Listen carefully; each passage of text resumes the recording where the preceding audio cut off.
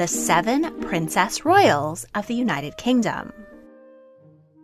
Thank you to Fabulous for sponsoring this video. Today, we assume that all the daughters of a monarch are called princesses. But in the Middle Ages, this was not the case. The title prince and the female equivalent princess originally meant the ruler of any area, for instance, the reigning princes of Liechtenstein and Monaco. In the 13th century, King Edward I of England conquered Wales and sent his son to rule there, naming him Prince of Wales. But his daughters didn't actually rule over any land, so they were referred to as ladies. The title princess was not officially used in England for the daughters of the monarch until 1643. Queen Consort Henrietta Maria of France wanted to copy the French style of calling the king's eldest daughter Madame Royale. So when her first daughter, Mary, was wed, the title Princess Royal was created to complement her brother's title of Prince of Wales. The rules of the title are: 1. It can only be granted to the reigning monarch's eldest living daughter. 2. It is not typically given if the daughter already holds a superior title by marriage. 3. The title is granted for life. 4. There can only be one Princess Royal at a time, so if an older relative already holds the title, then it cannot be granted to the new monarch's daughter until she has died.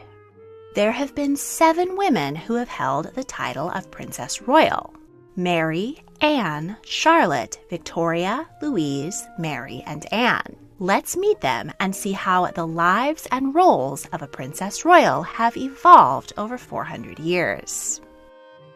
Mary was born in 1631. She was the 3rd child and eldest daughter of Charles I, King of England, Scotland, and Ireland, and Queen Henrietta Maria of France. She was sickly at birth, and her parents, who had already lost one child, feared that she might not survive, so she was baptized that very day.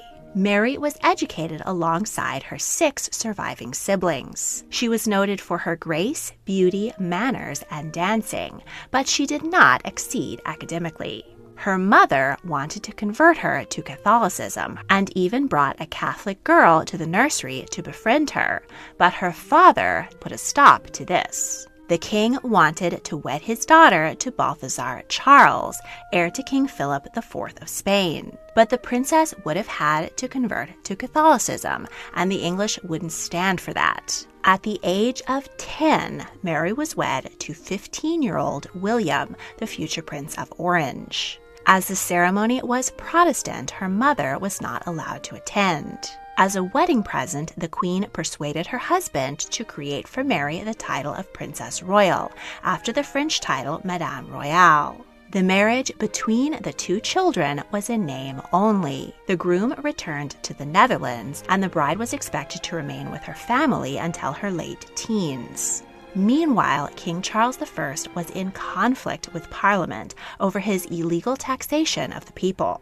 And Catholic Queen Henrietta Maria was widely hated by the growing Puritan movement. In 1642, civil war broke out between the king's supporters and the parliamentarians. The queen and her children fled to the Netherlands, where they were taken in by Princess Mary's father-in-law. Her mother and siblings moved on to France to live at the court of her cousin, King Louis XIV, while the princess remained in The Hague with her husband. The couple were now living together much earlier than expected, and they consummated their marriage when William was 18 and Mary only 13.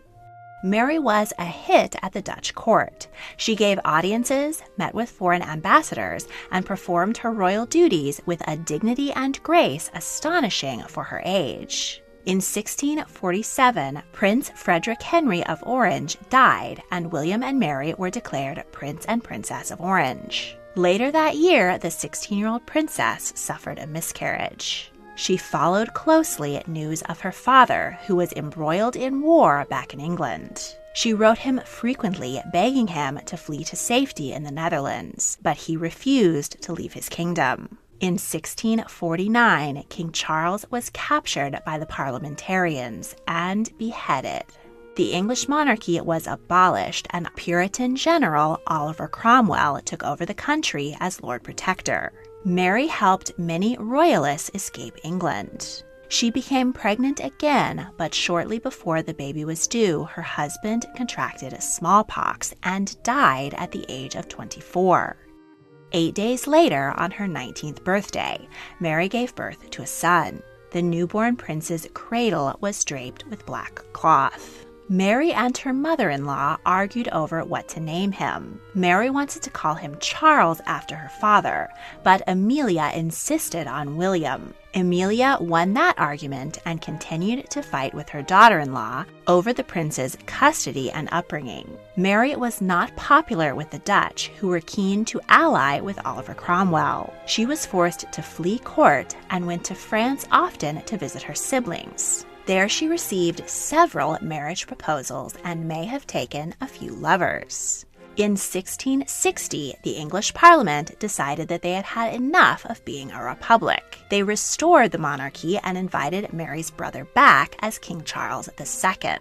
A princess of England once again, Mary's status greatly improved in the Netherlands. She sailed to London to visit her now sovereign brother, but she was so offended that he had recognized their brother James's marriage to commoner Anne Hyde, who had previously been Mary's lady-in-waiting, that she stormed off and returned home early. Later that year, she fell ill with smallpox. Her mother, Henrietta Maria, rushed to her bedside. She tried once more to convert her to Catholicism, but Mary refused. She did, however, consent to be treated by her mother's doctor, whose enthusiasm for bloodletting ended up assuring her death at the age of 29. Her body was taken home to be buried in Westminster Abbey. In her will, she asked her brother to watch out for her 10-year-old son. He would later wed Mary, the eldest daughter of her brother, King James II, and Anne Hyde. When James II became king, Mary was technically eligible for the title of Princess Royal, but did not receive it as she already held the superior title Princess of Orange. In 1689, James II was kicked off the throne for converting to Catholicism, and Parliament invited William and Mary to become King and Queen of England. In exile and salty towards his first daughter, James did call his third daughter, Louisa Maria, Princess Royal, but this title was never official. The next Princess Royal to be recognized in Great Britain was Anne, the second child of the future King George II and Caroline of Ansbach. She was born in Hanover in 1709. She learned German, French, and English, and her music teacher was George Friedrich Handel. In 1714, when Anne was 5, the last Stuart monarch of Great Britain, Queen Anne, died without an heir. Her closest Protestant relative, George, Prince-Elector of Hanover, was named King of Great Britain. The new king declared that all of the monarch's children and male line grandchildren would from then on be styled as prince or princess. Anne's father became Prince of Wales, but her aunt, Sophia Dorothea, was not granted the title Princess Royal because she was already Queen of Prussia. At 11, Anne contracted smallpox. She survived but suffered scarring on her face. In 1727, her grandfather died and her father became King George II. He granted his eldest daughter the British title of Princess Royal. A marriage was considered between Anne and King Louis XV of France, but the issue of her needing to convert to Catholicism canceled the plans. As only a Protestant monarch or heir to the throne were considered a worthy match for Princess Royal. And as there weren't too many of them to choose from, Anne reached the ripe old age of 25 and was still unmarried. She did not get along with her brother, Frederick, Prince of Wales, and was desperate to escape a life of spinsterhood at his court. So she took the only option available to her, William IV, Prince of Orange. He had a spinal deformation and was not considered a great catch, but Anne said that she would marry him even if he were a baboon. She and Handel composed This Is the Day together to be played at the wedding ceremony. The couple were at first distant, but eventually formed an intimate bond. Their first child, Anna, was stillborn, but they went on to have 2 healthy children, Carolina and William. Princess Anne was less loved by the Dutch, who found her haughty and arrogant. She wasn't shy about expressing her belief in British superiority and neglected her royal duties in favor of reading and composing music. After 17 years of marriage, William IV died at 40, and Anne was appointed regent for their 3-year-old son, William V. Her policies focused on securing royal authority at the cost of the people's rights and supporting British interests abroad. She was thus deeply resented. Anne died of dropsy in 1759 at the age of 49. Her mother-in-law and then daughter Carolina each took their turn acting as regent for her son until he came of age. Princesses always seem to have their lives so together and their habits so polished. They appear well-coiffed, calm, hydrated, toned, and rested. As with any celebrity, we don't get to see all the hard work, habit building, and teams of professionals and coaches that help princesses to appear so fabulous.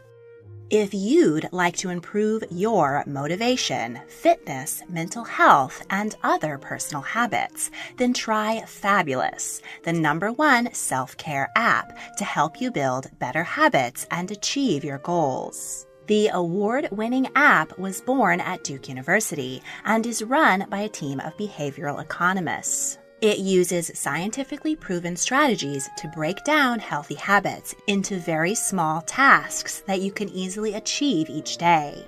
You can go at your own pace, enjoy morning and evening coaching to keep you on track to meet your goals, and join supportive community discussions with 20 million other fabulous users. The first 100 people to click on the link in the description will get 25% off Fabulous Premium. And now, back to history. Charlotte was born in 1766 to King George III and Queen Charlotte of Mecklenburg-Strelitz. After the birth of 3 sons, the parents were delighted to have a daughter. The royal couple would have a total of 15 children, 13 of whom survived to adulthood. The king and queen doted on their children and were far more interested in spending time at home than in court social life. At the age of 2, Charlotte was inoculated against smallpox, along with her siblings. Queen Charlotte popularized the life-saving procedure in Britain. At 18 months, she was given a French tutor and taught to recite poems and verses. She displayed an exceptional memory for the rest of her life. She did not, however, take to music and dancing. She hated playing in the tableaus her parents orchestrated to show their children off to the public. Charlotte was constantly compared to her sister, Augusta, who was considered remarkably beautiful, while Charlotte was very plain. Queen Charlotte wanted to keep her beloved daughters by her side and was loath to marry them off. The Princess Royal was 31, shockingly old for an 18th century bride, when she finally wed Frederick, hereditary Prince of Württemberg. The couple had only 1 child, a stillborn daughter. But Charlotte became a stepmother to Frederick's 4 children. In 1800, Napoleon's army occupied Württemberg, and the royals fled to Vienna. Frederick negotiated with the French emperor, and in exchange for providing troops, he was declared King of Württemberg. This alliance made him an enemy to Britain. King George III refused to address his daughter as Queen of Württemberg. Frederick eventually switched sides and allied himself with his brother-in-law, George, who became Prince Regent once his father's mental illness left him unable to rule. When Napoleon was defeated in 1815, the Congress of Vienna confirmed Frederick's title as King of Württemberg. He died the following year. Charlotte continued to live at Ludwigsburg Palace with her stepson, King William I. She received visits from many of her siblings and was named godmother to her niece, the future Queen Victoria. In 1827, she returned to Britain for the first time since her wedding 30 years earlier to have surgery for dropsy. She died the following year at the age of 62. King George III's sons were far more fond of mistresses than wives and had very few legitimate children between them. George, Prince of Wales, had one legitimate daughter, Princess Charlotte, who was expected to inherit the throne after him. But she died in childbirth at the age of 21, 3 years before her father became king. So the next Princess Royal was Victoria. Upon the birth of her first child, Queen Victoria remarked, "Never mind, next time it will be a prince." At 3 months old, she was granted the vacant title Princess Royal. The Queen had a loving but icy relationship with her namesake, whom the family called Vicky. The princess idolized her father, who inspired her liberal views. Victoria was always hungry for knowledge, learned several languages, science, and literature. In 1851, the Queen invited her cousin, Prince Wilhelm of Prussia, and his family to London for the Great Exhibition. 11-year-old Vicky was encouraged to escort the prince's son, Frederick, around the exhibition. When Frederick returned home, he and Vicky maintained correspondence. 4 years later, the prince visited the British royals at Balmoral Castle in Scotland and asked Albert and Victoria's permission to marry their daughter. When Vicky was 17, she wed Frederick in London and then moved to Berlin. She found life there difficult and the Prussian court rigidly formal. Her correspondence home was no consolation, as her mother was demanding and critical of her every move. Vicky gave birth to her first child, Wilhelm, in a dangerous delivery that nearly cost the lives of both mother and child, and left Wilhelm with a paralyzed arm. Her fourth son, Sigismund, died at 21 months from meningitis, and Vicky was heartbroken. Queen Victoria, famous for her decades of mourning her husband, Prince Albert, offered no sympathy, telling her that the death of a child was much less severe than the loss of a husband. Vicky had 4 more children, totaling 8, and while her older children had been raised by governesses, she raised the younger ones herself. In 1871, the many German princes proclaimed Wilhelm I Emperor of a united Germany. Vicky and Frederick opposed his conservative regime and growing anti-Semitism in the country. So the emperor and his minister, Otto von Bismarck, vilified them in the press and accused Vicky of being an English spy. In 1888, 91-year-old Wilhelm I died, and Frederick and Vicky became emperor and empress. But Frederick was struck with laryngeal cancer and lost the power of speech. He died after just 99 days on the throne. His son, now Kaiser Wilhelm II, hated his parents and emulated his conservative grandfather. He kicked his mother out of court. She built a castle named Friedrichshof, where she lived with her younger daughters. She died of breast cancer at 60, just a few months after the death of her mother. She did not live to see her son go to war against his British cousins and much of the rest of Europe in World War I. Louise was the 3rd child and eldest daughter of the future King Edward VII and Alexandra of Denmark. She was quiet and shy and was educated by tutors along with her younger sisters, Victoria and Maud. She often spent summers in Denmark with her mother's family. She was very close with her mother, who would have preferred her to remain unmarried and by her side. But at 22, she married Scotsman Alexander Duff, Earl of Fife, who was 40. Her grandmother, Queen Victoria, promoted him to Duke of Fife. They had 3 daughters. The first, Alistair, was stillborn. The second and third she named after her mother and sister, Alexandra and Maud. In 1905, after her father ascended the throne and her Aunt Victoria died, Louise was created Princess Royal. In 1911, she and her family were sailing to Egypt when they were shipwrecked off the coast of Morocco. They survived the ordeal and were rescued, but Alexander contracted a chest cold, which killed him a few weeks later. Louise thus became Duchess of Fife in her own right. She led a reclusive life, occasionally accompanying her mother or sisters to public events, but mostly remaining at home in Scotland. She died of heart disease in 1931, age 63. Her daughters were at her bedside.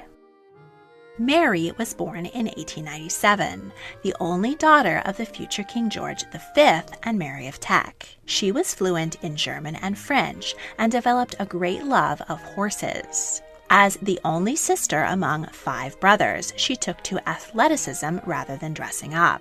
She was especially close with eldest brother David, the future King Edward VIII.